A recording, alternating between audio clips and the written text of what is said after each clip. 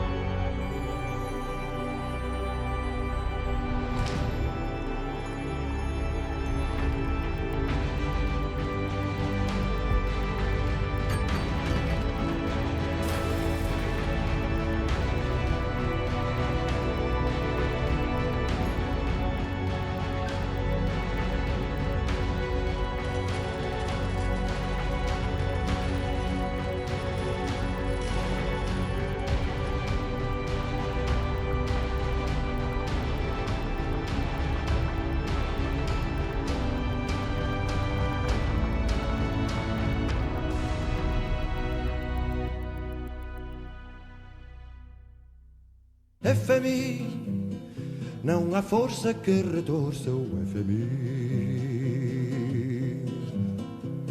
Discreto e ordenado, mas nem por isso fraco, eis a imagem on the rocks do cancro do tabaco. Enfio uma gravata em cada fato macaco e meto o pessoal todo no mesmo saco. A produtividade, ora aí está, quer dizer, não anda aqui a brincar, não há tempo a perder. Batendo o pé na casa, espanador na mão, é só desinfetar em superprodução. FMI. Desde Platão há ergon, trabalho, criação, e ponos, labor, labuta, liberdade e penúria, emancipação e alienação e, claro, revolução e contra-revolução.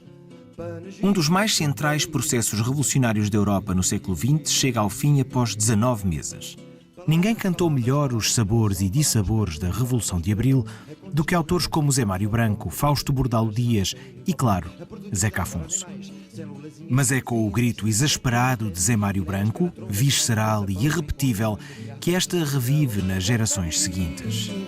Não há lenha que detenha o FMI. FMI, não há ronha que envergonhe o FMI. FMI, entretém-te, filho, entretém-te. Não desfolhes em vão, este mal me quer, que bem te quer, mal te quer, bem te quer, vó mal te quer, messe gigante. Poderia este novo internacionalismo monetário vir a substituir o que foi a Associação Internacional de Trabalhadores de Antero de Quental? Filho, nós somos um povo de respeitinho muito lindo. Saímos à rua de cravo na mão, sem dar conta de que saímos à rua de cravo. Mudaram os desafios que se punham às instituições e órgãos do poder. Será necessário introduzir no dia-a-dia coletivo a vivência das regras de comportamento económico e uma atuação política que permita e promova que se produza mais.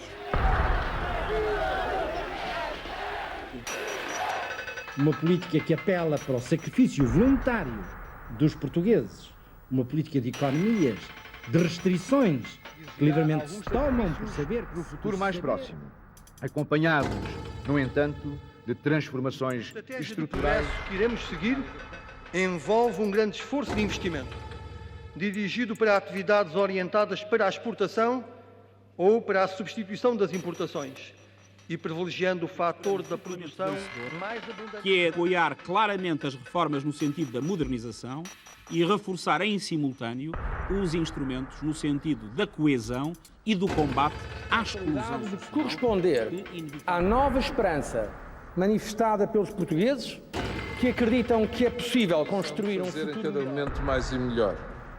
A ideia de, com princípios, com regras e com coragem, podemos, como povo, chegar no crescimento económico e no emprego, que concentraremos o essencial das nossas energias. Para vencer as enormes dificuldades.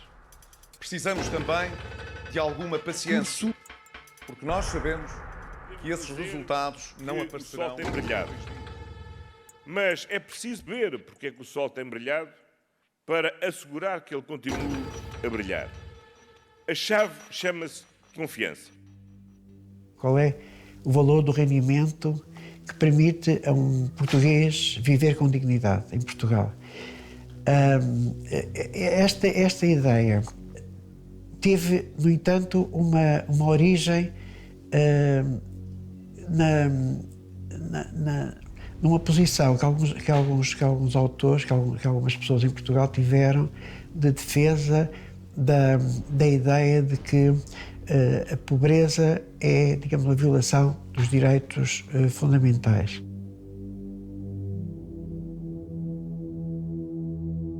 O 25 de novembro, que finda a Revolução de Abril, inicia o que podemos designar por Contra-Revolução Democrática, ou seja, uma transição pactada entre capital e trabalho sem métodos de guerra, plasmada na Constituição de 1976. Em seguida, introduz-se a flexibilização laboral e os contratos a prazo, mas a força dos trabalhadores ainda estava viva e Otelo mobiliza como candidato às urnas um movimento de base. 10 governos sucedem-se, sem paz social. Na nova década tem lugar a crise económica de 84-86. A inflação dos preços dispara e o poder aquisitivo retrai-se. Neste intermezzo, dá-se a primeira greve geral da democracia parlamentar. A luta na Lisnave, vanguarda destacada, como os mineiros em Inglaterra, é derrotada com um punho de ferro. Há um ponto de inflexão no pacto social a partir da resposta à crise de 1980-84. A greve e a luta da Lisnave sinalizam uma mudança. O sequestro do navio Doris, de um lado, e os salários em atraso, do outro, são um sinal de que a relação capital-trabalho não logra sempre pactuar os conflitos sociais. A 13 de julho, a GNR intervém e detém grevistas em piquete. As instalações do estaleiro estavam sob total controle dos trabalhadores. Há um verdadeiro cerco militar para pôr fim à retenção do petroleiro grego. O representante dos armadores rogou aos tribunais portugueses uma intervenção coerciva. O pedido foi cumprido com diligência. Tinha que se liquidar, a vanguarda que tinha surgido não podia ter ansiedade ou ter capacidade para poder regenerar qualquer movimento reivindicativo que pudesse se opor à burguesia instalada. A Lisnave chegou a paralisar com cerca de 7 mil trabalhadores a ouvir o Hotel de Saraiva de Carvalho em 76. Não é brinquedo nenhum, depois do 25 de novembro. Criou uma situação de tal humilhação que deu origem a todo esse período, em particularmente esse problema dos salários em atraso no movimento operário, não foi só na Lisnave, foi também noutras empresas, mas aqui teve uma humilhação, que eu posso dizer, a humilhação das humilhações, em que as famílias vêm-se obrigadas, eles têm, porque a classe operária comprou uma casa, comprou um carrinho, comprou uma bíblia nova, e de repente trabalhavam aqui casais. E nas outras empresas a mesma coisa. De repente ficavam sem emprego com salários em atraso.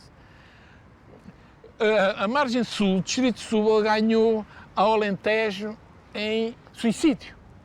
Quer dizer, o Alentejo era aquele que tinha a maior porcentagem de suicídio no país. Mas nesses anos foi aqui que se ganhava. Repara a tragédia que isso não foi para o movimento operário, para as famílias operárias e para os trabalhadores.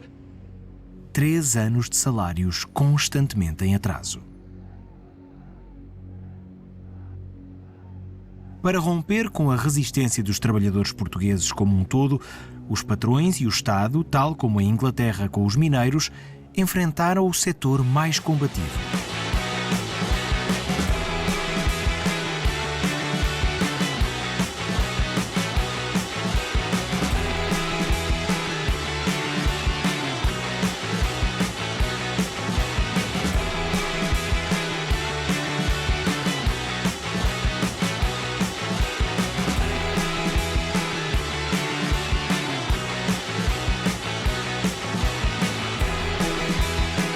The fact that over 100,000 workers had actually stayed out the whole time over the issue of jobs, it wasn't the issue of pay, to protect their jobs and therefore protect their communities. This was unprecedented.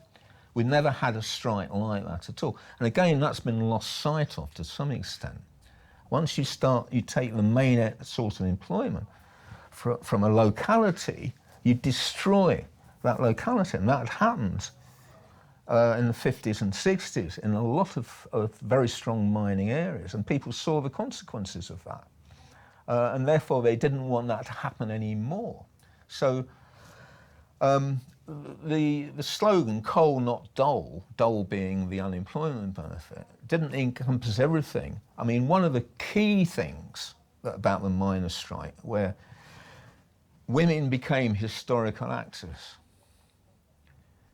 In 1926, sorry, I get quite emotional. I get quite emotional about this. In 1926, when the general strike failed, many miners remained out on strike for 6 months, okay? There were 1 million miners, and with the miners' families, which were 4 or 5 million people. It's huge. In 1926. Huge. Affected by this. Yeah, by the miners, staying out. When we come to 1984, it's a much smaller number of people, yeah. But this time, the women, instead of just doing soup kitchens, which what they were doing in 26, had their own active campaign, Women Against Pit Closures and so on. And this carried on, particularly when the government started a major pit closure programme, which carried on into the 90s, and then the industry was privatised. That is very much a turning point in British labour history, that women become actors. They're not, subsidiary to the main action. They found their voice, and they were no longer prepared to be, quiet and in the background. And that gave a big boost to the women's movement in this country, really, because it was working class women. And if this has got to be done, then we will do it, because all our action groups will get women to go. We'll all set off at different times, 2 or 3 cars from every village, till we've got about 70 or 80 pickets on the line. If they're all women, well, we'll just go and we'll do the job that the men are not being allowed to do.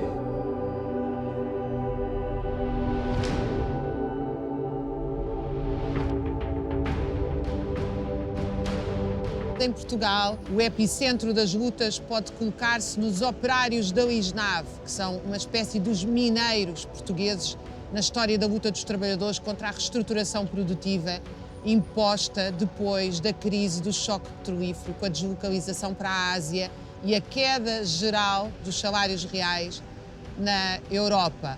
Logo a seguir, a luta central contra as portagens que abanou a maioria absoluta de Cavaco Silva na Ponte 25 de Abril, o grande buzinão da ponte. As lutas dos estudantes contra a prova geral de acesso ao ensino superior e depois contra as propinas, e vão se juntar, com muitos trabalhadores precários, ao novo movimento anti-globalização que nasce em Seattle, nos Estados Unidos, e que vai ter repercussões importantes em Portugal e em quase todo o mundo ocidental. Tratava-se da nova luta contra a nova desigualdade social imposta pela divisão internacional do trabalho e pela concorrência do trabalho à escala mundial.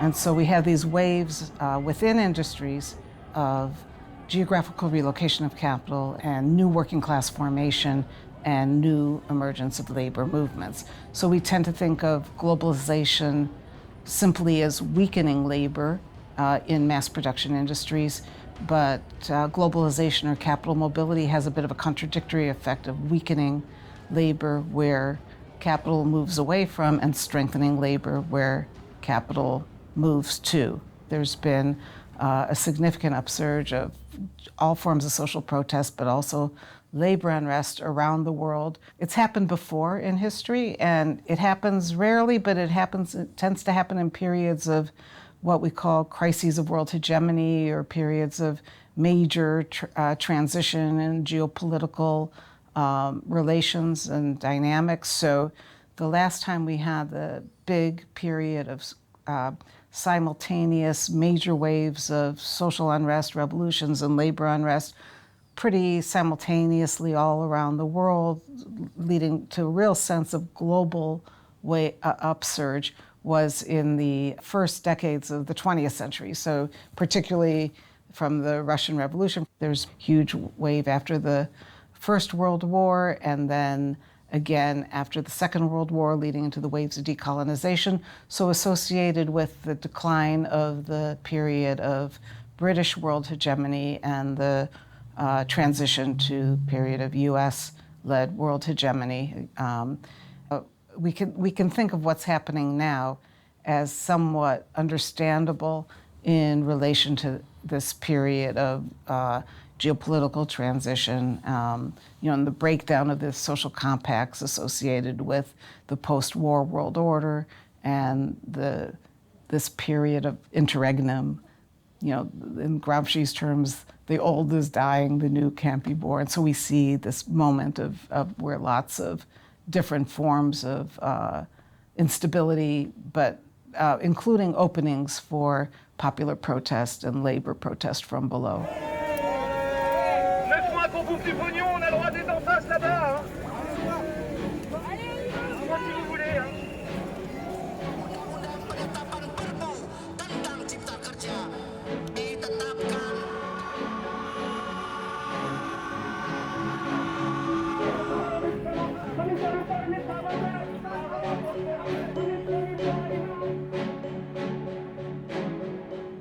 Com as medidas anticíclicas de cortes salariais e privatizações e desregulação ainda maior do mercado de trabalho, a segurança dos lucros veio acompanhada de uma resistência inédita desde a Revolução dos Cravos, com manifestações com 500 mil pessoas, a geração Arrasca, e mais de 1 milhão de pessoas contra a chamada taxa social única. A partir daí, abre-se uma nova fase no sindicalismo português, bastante mais parecido com o que se passava no século XIX.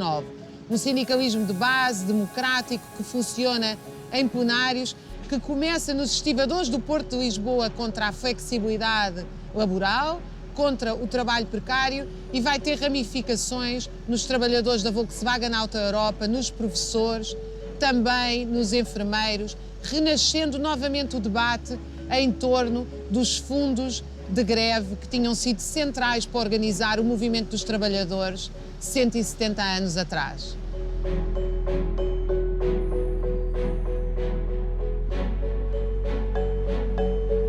Falar-se no novo sindicalismo cabe muita coisa, não é? Porque, primeiro que tudo, ele parte de uma assunção de que estas ferramentas sindicais, tal e qual como estão, não funcionam. E depois, como em qualquer processo na classe trabalhadora, é enriquecido pelas as várias tendências políticas e sociais que existem e compõem a classe trabalhadora no geral. Portanto, podemos encontrar desde novo sindicalismo que repete receitas conciliatórias com a patronal, com as empresas, uma lógica de estamos aqui todos para o mesmo e tudo mais, e temos um outro sindicalismo, dentro deste novo sindicalismo, que procura uma via de desistência, de procurar passar que não existe possibilidade de conciliar interesses tão antagónicos como aqueles que acham que é razoável nós arriscarmos 30% de hipótese de contrair doenças oncológicas e cardiorrespiratórias contra aqueles que o fazem, que arriscam a nossa vida para lucrar mais e mais.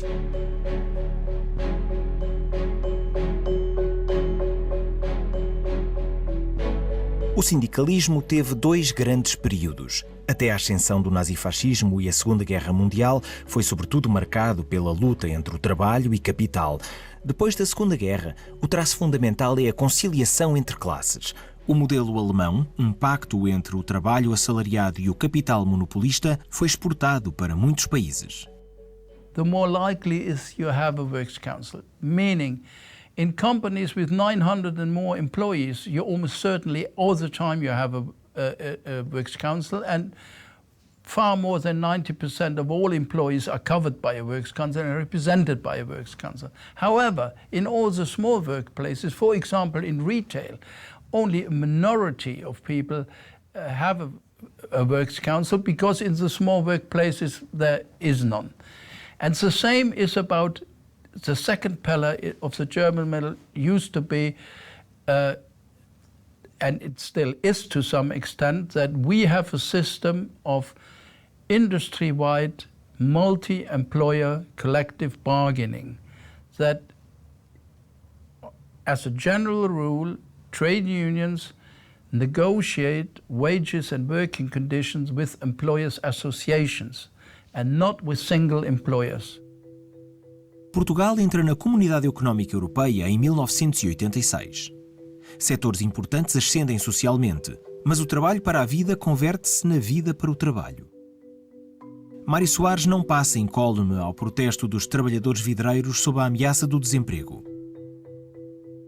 Cavaco Silva, do PSD, a versão do thatcherismo à portuguesa, impõe um pacote laboral em 1988 que leva a uma nova greve geral. Na viragem dos anos 90 caiu o Muro de Berlim com o colapso da URSS. O PCP, maior partido dos trabalhadores, entra numa prolongada crise. São anos de luta para o movimento estudantil contra a PGA, Prova Geral de Acesso, e as propinas nas universidades. A Oriente, um acontecimento cimeiro. A China entra no mercado global e duplica assim a força de trabalho à escala mundial. Em 1994, a brutalidade policial contra o bloqueio na Ponte 25 de Abril causa indignação no país. No final dos anos 90, começa a Expo 98 em Lisboa. Aumenta a imigração de África, leste europeu e Brasil. O dumping social. São os anos fortes do movimento anti-globalização. Seattle, Chiapas, Génova, Porto Alegre, Lisboa. Um outro mundo é possível. No início dos anos 2000, o Código Bagão-Félix anuncia a flexibilização e despedimentos, diminuição de reformas e pensões. A 8 de novembro de 2008, ocorre uma imensa manifestação de professores contra a avaliação individual de desempenho. Portugal chega a 1.300.000 desempregados. 500.000 emigram nos anos seguintes. Com a queda drástica de pagamento às horas extra, o desemprego e, mais tarde, a dramática subida do preço da habitação, além das primaveras árabes pelo meio, levam a uma forte contestação e emergência social que se junta na geração à rasca. Entre 2011 e 2014, o país sofreu a ingerência externa da Troika Europeia, Banco Central Europeu, Comissão Europeia e FMI. Em 2014, há uma greve europeia de solidariedade ativa com os estivadores de Portugal, única deste tipo no continente à época. Entre 2017 e 2020, a geringonça está contra as greves. Auto Europa, enfermeiros, estivadores e matérias perigosas, com requisições civis e até militares, no último caso. Nos últimos anos, a divergência de Portugal em relação ao padrão europeu dispara. Se contarmos o real necessário para viver, mais de 70% dos portugueses não têm um rendimento adequado ou é mesmo muito pobre. Um casal com 2 filhos menores, em 2019, necessitaria de um rendimento mensal de líquido, portanto, disponível, de 2.294 euros. Devo dizer que, só para se ter uma ideia do que isto significa, conseguiriam 61,7% desse valor através do salário mínimo. Isto é uma ideia, digamos assim, da distância que está o salário mínimo do rendimento adequado. Já agora, para dar um outro exemplo, que é talvez um exemplo mais chocante, que é o caso de uma família monoparental. Ou seja, uma pessoa que seja um ativo, que trabalhe e que ganhe o salário mínimo, tenha um filho menor, consegue com esse salário mínimo um rendimento que corresponde a 48% do rendimento que necessita para viver dignamente. A pensão média de velhice, de acordo com o INE, é 498 euros em 2022, que é um valor abaixo do limiar da pobreza. Portanto, a grande maioria dos pensionistas da Segurança Social tem pensões inferiores ao limiar da pobreza.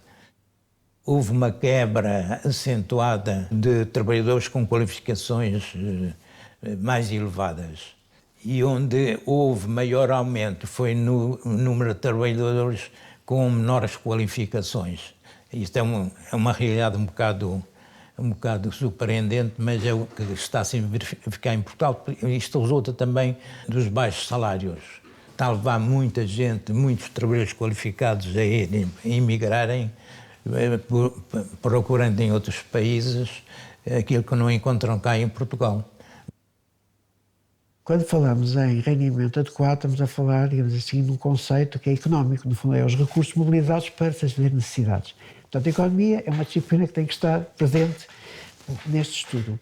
Mas depois há o conceito de dignidade, que é um conceito filosófico. Temos assim fundamento para refletir sobre o que é a dignidade humana.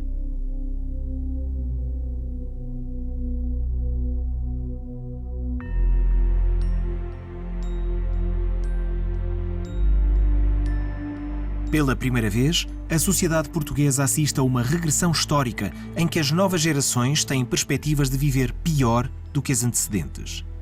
Há uma superconcentração de riqueza nas mãos de poucos proprietários e uma degradação das condições de trabalho, vida, alimentação, saúde e habitação de grandes camadas da população.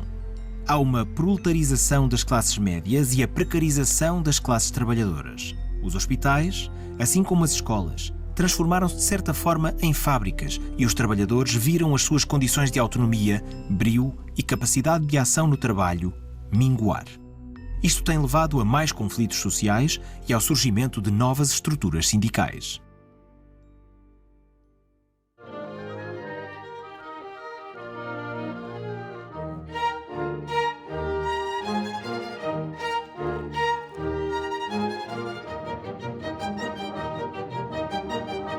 Diz-me como trabalhas, dir-te-ei quem és. Se na ditadura o preço da força do trabalho foi definido pela proibição de sindicatos e partidos, na democracia os salários são controlados pelo índice de desempregados e a concorrência entre trabalhadores. We define ourselves as workers. Consciously or unconsciously, you always think or ask or know or hear what he or she does. And if you say what he or she does, then it's how such a person makes an income. When you were to ask me, what are you? Then I would say, I'm a historian. Of course, I'm also a father. I'm also a grandfather. I'm a lover. All that is also true. But I think without much thinking, I would define myself as a historian. How can you define yourself as somebody who's not working, which is already a very negative approach to her if you are not doing something. So there is no positive expression for it.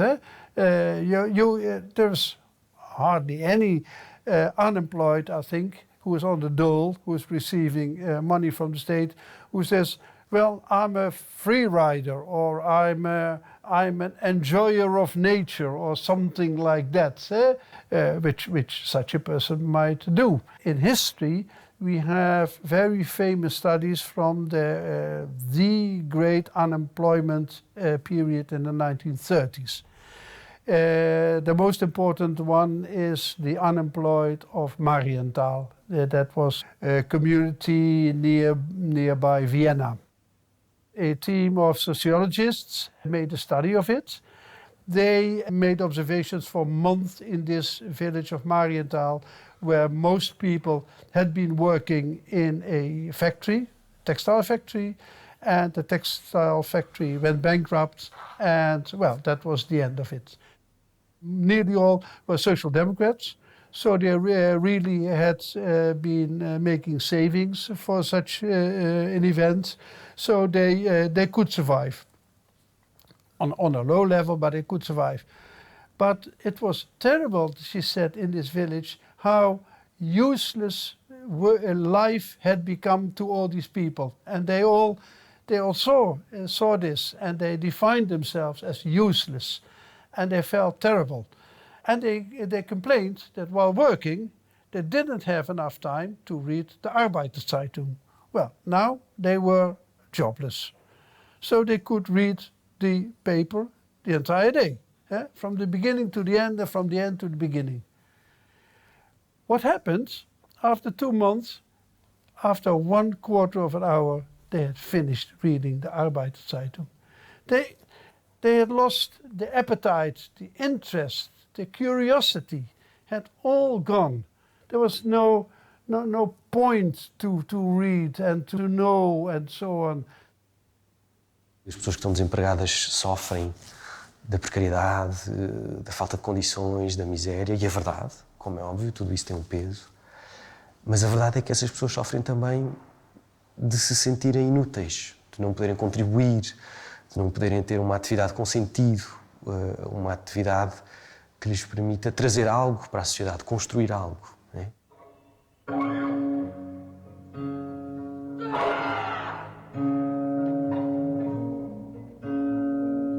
É quase impossível de imaginar o mundo sem a dança, sem a música, sem a possibilidade de imaginar. Sofrimento para mim é não ter trabalho.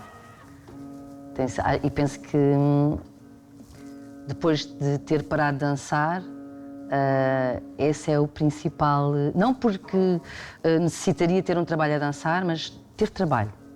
Ter trabalho para mim é um prazer.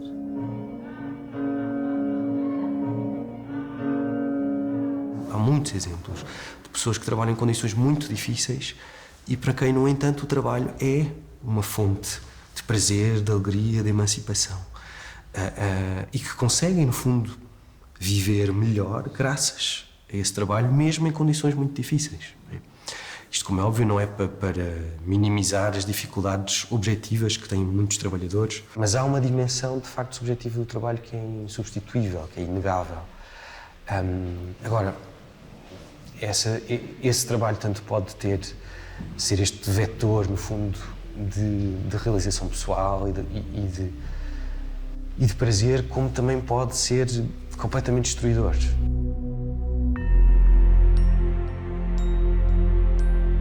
O trabalhador desempregado já não é aquele que fica desempregado porque uma fábrica fechou, é o trabalhador de uma empresa, de uma escola, de um hospital que tem um contrato flexível, ou seja, não tem segurança no trabalho. Os efeitos disto sobre a sociedade portuguesa foram devastadores. Um trabalhador precário, em média, ganha menos 40% do que um trabalhador fixo. E isto teve um efeito de erodir a segurança social, que não está posta em causa pelo aumento da esperança média de vida, mas porque há uma enorme discrepância entre o valor daqueles que saíram e se reformaram com 1.500, 2.000 euros e aqueles que entram a trabalhar com 600, 700 euros. O desemprego tem também um efeito absolutamente devastador do ponto de vista psíquico. O desemprego põe em causa a civilização como a conhecemos, não pode ser combatido com meros subsídios de desemprego, como tem sido feito nas últimas décadas, tem que ser combatido com uma política geral de trabalho digno para todos, com direitos, com qualidade de vida, o que levanta novamente a velha questão do século XIX. Por que não dividir todo o trabalho que existe por toda a gente?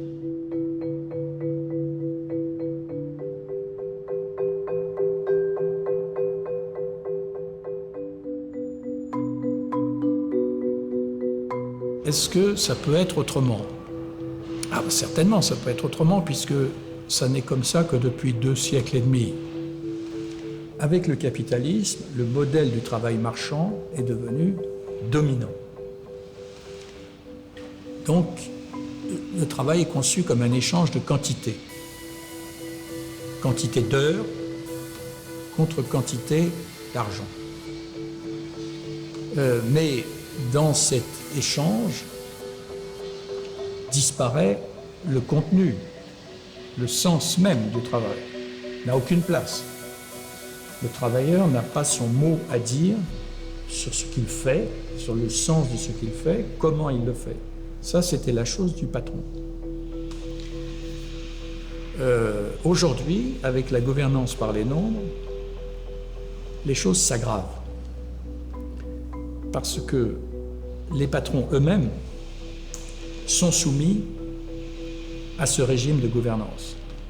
Il va être jugé à son résultat financier. Si vous voulez, le salarié, on va considérer que la seule chose qui l'intéresse, c'est le montant du salaire, en face de nombre d'heures de travail. Et la justice sociale a été conçue comme un échange de quantité. Pas trop d'heures de travail pour un peu plus de salaire. Et on a complètement laissé de côté le contenu et le sens du travail. Alors c'est quelque chose que condamne Simone Veil. Elle dit oui, il faut lutter contre l'exploitation économique, c'est-à-dire faible salaire, mais il faut lutter aussi contre l'oppression au travail. Nous devons dire que c'est aussi une injustice, au moins aussi grande, de condamner des êtres humains à une vie entière dépourvue de sens.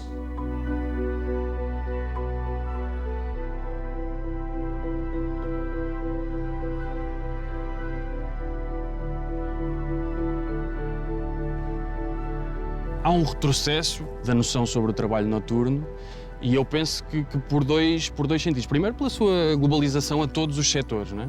Enquanto nós víamos, e nós vemos que se o discutirmos do ponto de vista da utilidade no trabalho noturno em serviços essenciais que contribuem para o funcionamento do coletivo ou para prover bens e serviços de extrema necessidade, hospitais, bombeiros, bom, entende-se.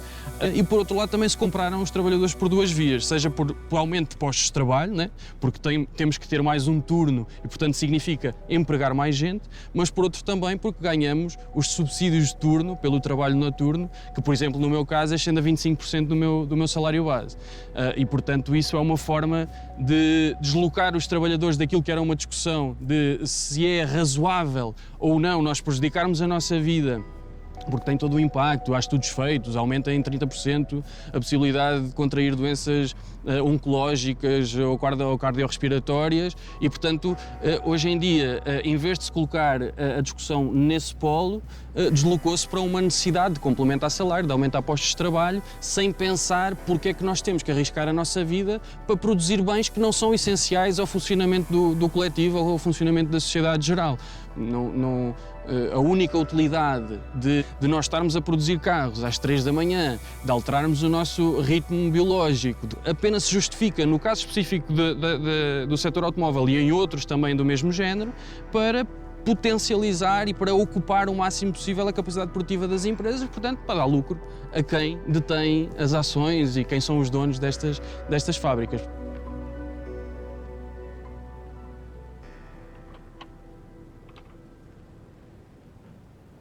Temos a linha de montagem e os trabalhadores efetuam operações repetitivas sob constrangimento de tempo. É assim que se chama. Eu tenho uma certa cadência a respeitar e faço sempre a mesma operação, sempre a mesma tarefa.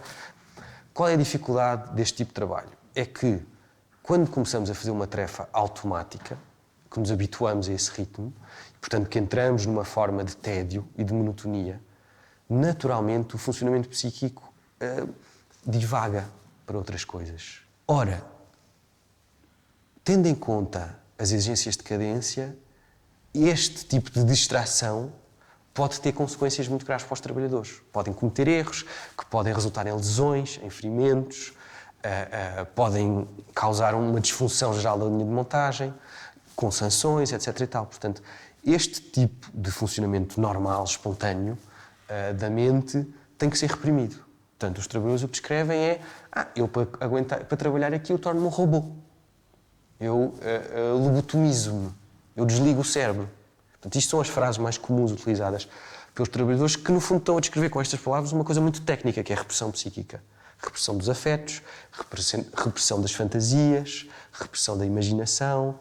Portanto, tudo isto é anulado no trabalho repetitivo, o que depois tem consequências, tanto em termos de doenças psicológicas, mas também de doenças somáticas, porque esta repressão do funcionamento psíquico acaba por fragilizar toda a economia do corpo.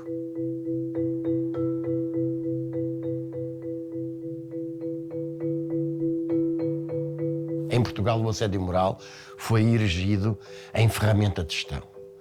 A imposição do terror, da pressão, para manter as pessoas, digamos, permanentemente assustadas. Dentro da lógica neoliberal de que para haver empresas estáveis tem de haver trabalhadores permanentemente instáveis e assustados. E a verdade é que o assédio moral está hoje frontalmente proibido pelo Código de Trabalho.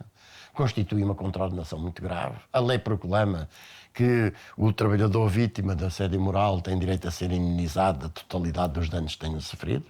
E depois nós vamos ver, e de facto o número de ações que existem é reduzidíssimo, desde logo por causa do custo financeiro de que falava há bocado, depois pelas dificuldades da prova, depois pelas exigências impostas por preconceitos jurídicos e ideológicos relativamente ao que se deve provar. Por exemplo, que um trabalhador ou uma trabalhadora que é insultado perante os colegas e até clientes. Estou a pensar num caso concreto que eu tive, uma trabalhadora insultada à frente dos seus colegas e dos clientes por uma chefe que lhe chama: tu és uma burra, és uma estúpida, incompetente, devias ser despedida e ir para casa. Esta pessoa tem de vir provar que se sentiu humilhada e vexada, como se isto não fosse uma evidência imposta pelas regras da experiência comum de vida. E, finalmente, por sentenças condenatórias em valores de indemnizações que são verdadeiramente irrisórias e que eu costumo dizer até que constituem um incentivo à prática do crime outra vez.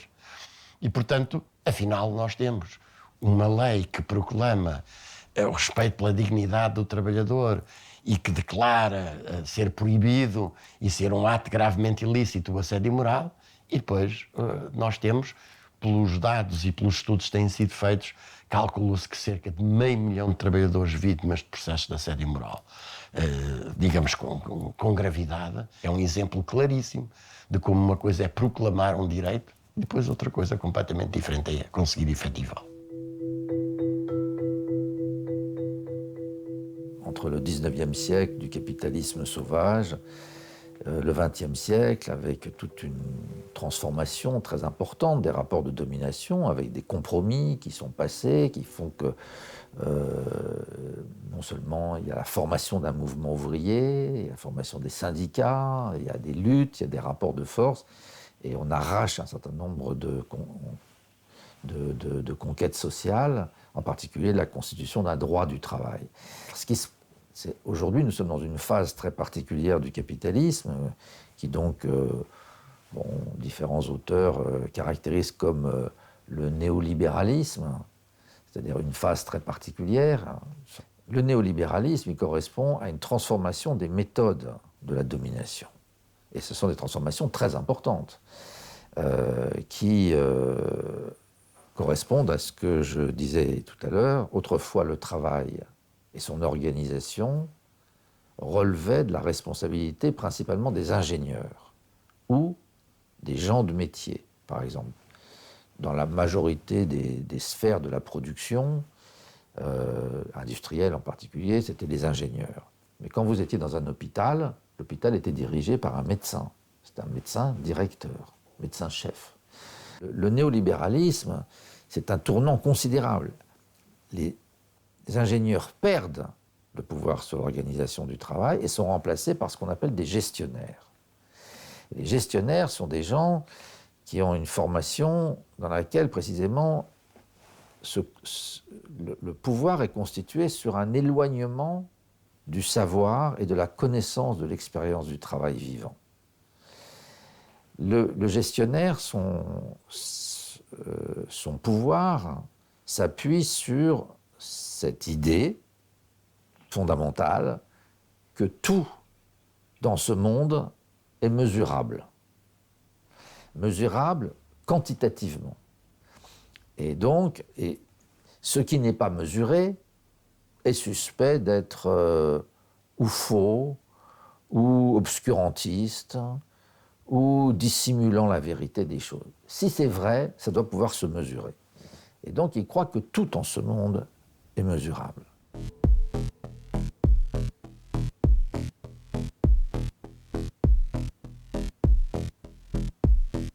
As tecnologias não vieram facilitar só o trabalho humano, isso foi alcançado apenas parcialmente. Estas novas tecnologias vieram intensificar ainda mais o trabalho humano.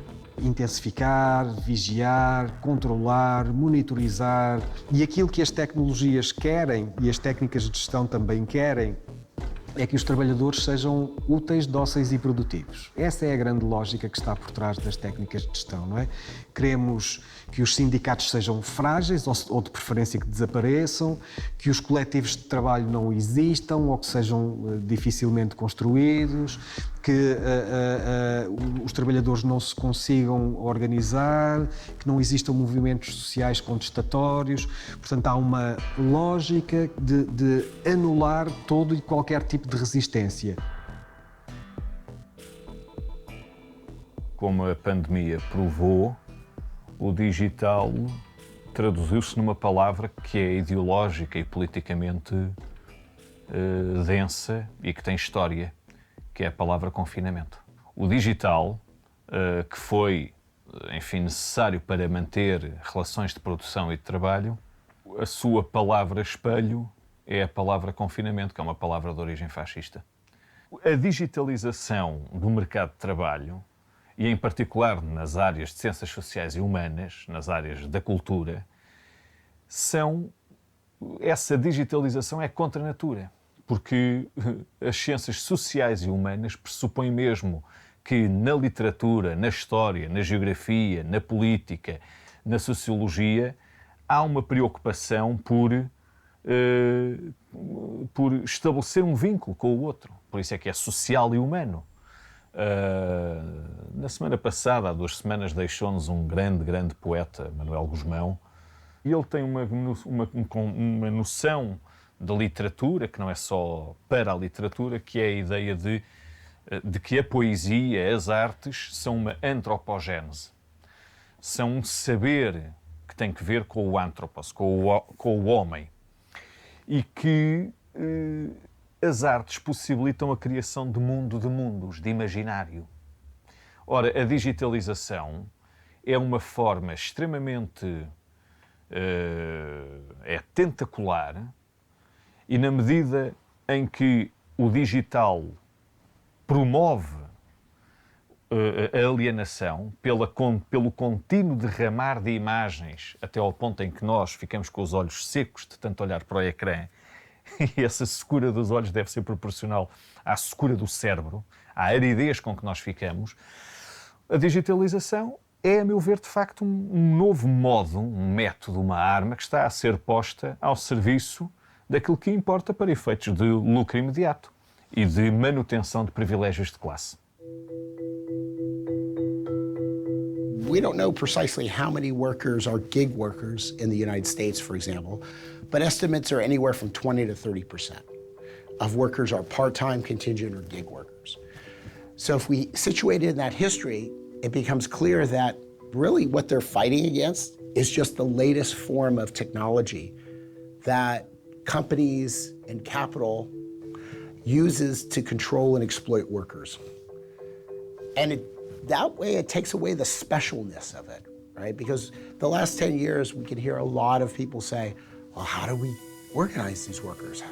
How do we deal with this technology? It's got ubiquitous surveillance capabilities, right? It's monitoring the workers all the time, constantly, gathering huge amounts of data, and then processing that data and feeding it back into commands to make them work harder and more. And really, ultimately, it's just a new technology with an old strategy to make workers work more, to exploit them more intensely. And workers have ways of figuring that out. Just like those railroad workers figured out how to fight against the railroads, they came up with new tactics and strategies to counter this new technology. The division of these multiple railroad lines, they were able to cross over those divisions of skill level, of the trades, of the different companies they worked for in different geographical locations. And without any formal organization or telephones, they were able to spread their strike. And we're seeing gig workers doing that now, too. There's some really good academic research that shows that gig workers, particularly drivers, have reverse engineered the algorithm that runs the so-called black box that's really behind the way that these platform companies work. So these workers are sharing this information of how they figured out how the app works. And they're coming up with tactics and strategies to defeat it. And they're sharing it online. So that's a kind of informal form of organizing and resistance. But we've seen also in the last few years that they've taken a more formal jump to forming their own unions, to figuring out how to use action on the job through collective organizing to counter the power of these companies. Desde as histórias narradas às fogueiras do Homem das Cavernas até ao cinema, a imaginação criadora ocupa-se das condições de trabalho e vida da humanidade. Foi Fredric Jameson, um dos mais importantes críticos literários vivos, que afirmou que era mais fácil imaginar o fim do mundo do que o fim do capitalismo. Invasões alienígenas, hecatombes militares e alterações climáticas, outros eventos limite também, abundam no cinema, mas poucas vezes podemos ver o ocaso do reino das mercadorias do capital tal e qual. No mundo anglófono, no fim do século XIX, enfrentaram-se duas visões sociais de mundo sobre como seria uma forma de trabalho e vida emancipadas da exploração no futuro. De um lado, Edward Bellamy, jornalista norte-americano e ativista político, antecipou uma espécie de burocracia estatal total e tecnocrática que comandava o exército industrial de reserva com métodos hierárquicos décadas antes da criação da Rússia soviética. A ideia era que as pessoas seriam apêndices de máquinas até ao auge da idade adulta, para só daí desfrutar de alguma liberdade. O seu livro chamou-se Looking Backward 1887. Do outro, uma vigorosa antítese. William Morris, um grande mestre artesão e pioneiro do marxismo na Inglaterra, prefigurou uma forma de vida e trabalho muito diferente. À beira do rio mais importante de Londres, os seres humanos viveriam numa sociedade sem a divisão entre classes sociais, sem Estado e sem forças armadas. E mais, sem dinheiro, religião ou qualquer propriedade privada. A emancipação do trabalho duro, repetitivo e sem alma daria lugar a uma explosão de criatividade e imaginação análoga ao Renascimento italiano, décadas após a Comuna de Paris. O seu fabuloso romance utópico chamou-se Notícias de Lugar Nenhum ou Uma Época de Tranquilidade. Que nós somos a única forma de vida tornada humana, né, que é capaz de pensar, nós temos fome, então nós vamos pensar como nós podemos suprir a fome. E quando nós vamos pensar como nós vamos suprir esta fome, nós conseguimos fazer com que a nossa atividade seja vital. O capitalismo conseguiu fazer com que essa atividade criadora de bens socialmente úteis criasse um outro, num seu desdobramento, fosse produtora de mercadorias que geram valor de troca, que em última instância vão valorizar o capital. Esta produção beneficia 1% da humanidade. E esta primeira, do valor de uso, 99% da humanidade. Nós vamos escolher 1% da humanidade rica ou 97% da humanidade, dos quais metade dessa população hoje passa fome e vive em condições indignas. E que num dado momento, tá certo? Haverá de se rebelar, como houve a Revolução Francesa, como houve a Revolução Russa. Qual foi o dilema da Revolução Russa? Quais foram as bandeiras da Revolução Russa? Não foi soviético, não foi socialismo. Pão, paz e terra. Raquel, quais são as questões vitais do nosso tempo? Essa é a discussão crucial. Quais são as questões vitais do nosso tempo? Eu arriscaria imediatamente suspender a destruição ambiental, o que implica em reduzir brutalmente a produção industrial e toda a produção de poluição. 2, recuperar e dar dignidade, nenhum trabalho sem direito, reduzir a jornada de trabalho e criar condições para uma igualdade substantiva entre, tá certo? Homens, mulheres, LGBTs, negros, brancos, indígenas, imigrantes. Isto o capitalismo está impossibilitado. Vale lembrar, e com isso termino, não foi o racismo que criou o capitalismo, foi o capitalismo que criou o racismo. Isso nós conhecemos bem na nossa América Latina. Obrigada, Ricardo. Foi um prazer. Foi um prazer. Obrigado. Legal. Obrigado. Muito bem. One will have to try and understand why is the system there. And, our family was uprooted and we lost our land and our home just because we were not classified as white.